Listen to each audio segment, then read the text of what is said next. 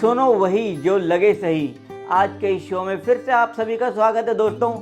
आज हम आपके लिए लेके आए हैं बहुत ही सुंदर, बेहतरीन, शानदार कहानी, जिसको सुनकर आपको बहुत मज़ा आएगा। तो आइए सुनते हैं। एक बार क्या होता है, एक भक्त होता है, वो डेली सवेरे मंदिर जाता है, पर लेकिन उसकी एक खास बात होती है, जब मंदिर में भीड़ नहीं होती है, कम होती है, तब वो चुप रहता है। और जैसे जैसे भीड़ बढ़ती है वो जोर जोर से नारे लगाता है, प्रार्थना करता है, जयकारे लगाता है, खूब आरती गाता है, भजन गाता है। जैसे जैसे और भीड़ बढ़ती है वो और जोर जोर से चिल्लाने लगता है, खूब भजन गाता है। कुछ ही दिनों में वो बहुत फेमस हो जाता है, सब लोग भगत जी कहने लग जाते हैं। एक बार क्या होता है, उस मंदिर में चतुर्मास का समय आता है। एक बहुत बड़े महात्मा जी आते हैं उस मंदिर में, कहते हैं मैं अब ये 4 महीने यहाँ रहूँगा इस मंदिर में। महात्मा जी बहुत अच्छी अच्छी बातें सुनाते थे, लोग बहुत खुश होते थे, बहुत सम्मान करते थे। पर भगत जी जो थे वो एक बहुत गहरी बात नोटिस करते थे कि जब भीड़ आती थी तो महात्मा जी चुप हो जाते थे, उनसे जो कोई पूछता था उनको कुछ बातें बताते थे। और जब भीड़ चली जाती थी तब महात्मा जी अपने पूजा पाठ में लग जाते थे, आराधना में लग जाते थे, तपस्या करने में मगन हो जाते थे। कई दिनों तक वो नोटिस करता रहा, करीब करीब 1 महीना।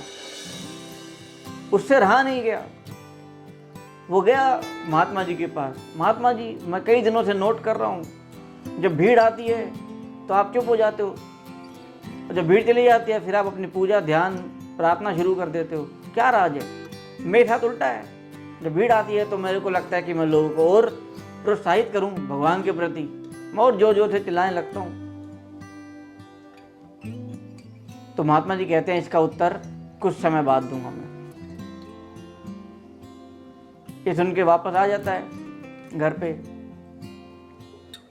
1 महीना और बीत जाता है तो वो भगत होता है, एक दिन अपनी नई चप्पल लेके आता है।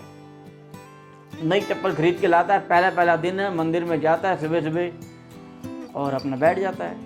लेकिन उसका सारा ध्यान चप्पलों पे है।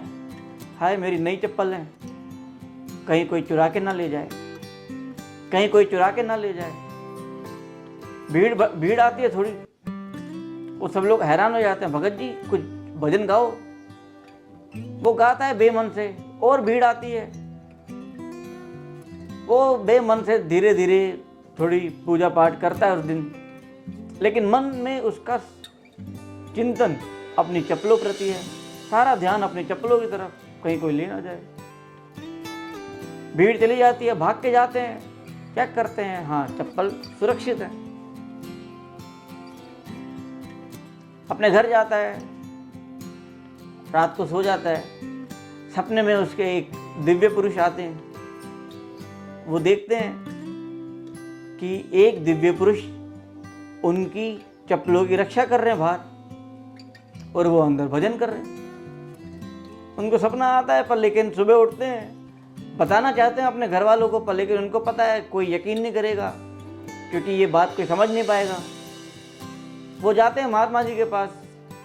महात्मा जी मेरे साथ ऐसे ऐसे हुआ, सपना आया, अब मुझे ये जानना है कि वो दिव्य पुरुष कौन था। महात्मा जी कहते हैं वो दिव्य पुरुष कोई और नहीं, स्वयं भगवान थे। हे भगत, वो ये बताना चाह रहे थे तेरे को कि तू जब मंदिर में आया है तो भगवान का ध्यान कर, तेरी हर चीज का ध्यान तो भगवान रखेगा, और स्वयं भगवान तेरी चप्पलों की रक्षा कर रहे थे।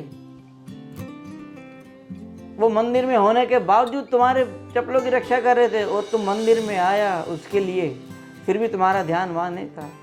तो कहानी बहुत छोटी सी है दोस्तों, पर लेकिन ये बताती है कि हमें भगवान के ऊपर वो विश्वास रखना है। जो जो ये समाज बढ़ता जा रहा है आधुनिकता की तरफ, भगवान पे भरोसा हमारा कम होता जा रहा है दोस्तों।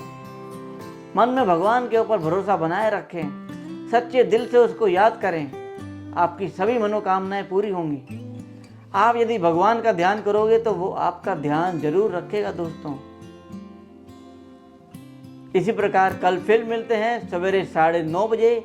तब तक के लिए टेक केयर, बाय बाय। और आज का दिन आपका बहुत अच्छा रहे और आप सदा खुश रहें, यही हमारे दिल की दुआ है। Take care, bye bye.